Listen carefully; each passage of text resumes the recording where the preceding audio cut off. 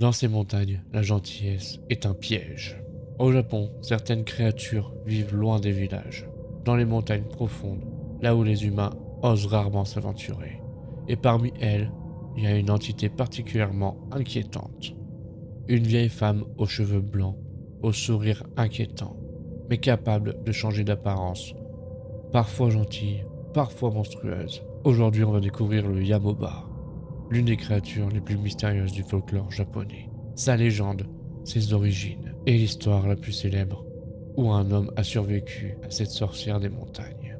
Mais avant de commencer, si tu aimes les légendes japonaises, les yokai et les histoires sombres du folklore nippon, pense à t'abonner, à laisser un like et à me dire en commentaire si tu étais perdu dans les montagnes, tu ferais confiance à cette vieille femme. Et pour ceux qui veulent me voir jouer à des jeux, que ce soit d'horreur, d'action, de simulation, venez me rejoindre sur ma chaîne Twitch, Sango33S. Et maintenant, entrons dans les montagnes. La légende du Yamoba. Dans les anciennes montagnes du Japon, les voyageurs racontaient souvent les mêmes choses. Une vieille femme vivait seule dans les forêts profondes. Elle apparaissait près des chemins ou des petites cabanes isolées. Elle semblait fragile, fatiguée, presque inoffensive. Elle invitait les voyageurs à entrer. Elle leur offrait du thé, de la nourriture et parfois même un endroit où dormir. Mais pendant la nuit, la vérité apparaît. Cette femme n'était pas humaine, elle était un Yamoba. Le Yamoba est un yokai des montagnes. Son nom signifie littéralement la vieille femme des montagnes. Mais ne te laisse pas tromper par son apparence, car derrière cette vieille femme se cache une créature terrifiante. Dans certaines légendes, le Yamoba possède des cheveux blancs extrêmement longs, un visage ridé, presque démoniaque, des dents acérées et parfois même une seconde bouche cachée sur le sommet de son crâne. Une bouche qui s'ouvre pour dévorer ses victimes.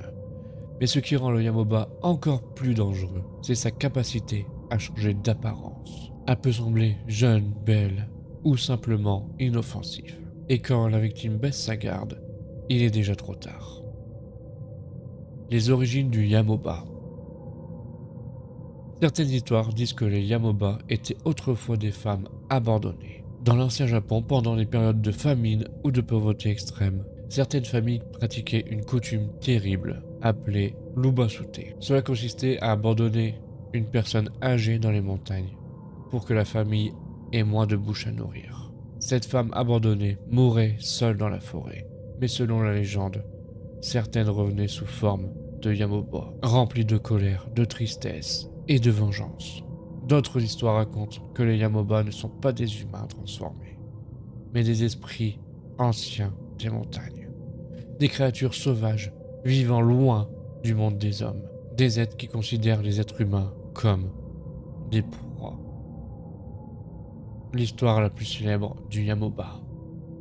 L'une des histoires les plus connues parle d'un samouraï perdu dans les montagnes. Après une longue marche, la nuit tombe. Le samouraï sait que s'il reste dehors, il mourra de froid. C'est alors qu'il aperçoit une petite maison. Une vieille femme lui ouvre la porte. Elle semble gentille. Elle lui dit « Entre, tu dois être épuisé ». Le samouraï accepte. Elle lui prépare un repas chaud. Elle lui offre un futon pour dormir. Mais avant de se coucher, elle lui dit une chose étrange. Elle lui interdit d'ouvrir une certaine pièce de la maison. Alors au milieu de la nuit, le samouraï se réveille. Il entend des bruits étranges, des craquements, comme si quelque chose mangeait. Il se souvient de la pièce interdite. La curiosité prend le dessus. La porte s'ouvre. Il ouvre la porte et ce qu'il voit le glace d'horreur. La pièce est remplie d'os humains, des crânes, des vêtements déchirés, des restes de voyageurs. Il comprend immédiatement, la vieille femme n'est pas humaine. À cet instant, il entend des pas derrière lui. La vieille femme est là, mais son visage a changé. Ses cheveux sont devenus sauvages. Ses dents sont longues. Ses yeux brillent dans l'obscurité. Elle sourit et elle dit « Tu n'aurais pas dû regarder ». Le samouraï s'enfuit immédiatement.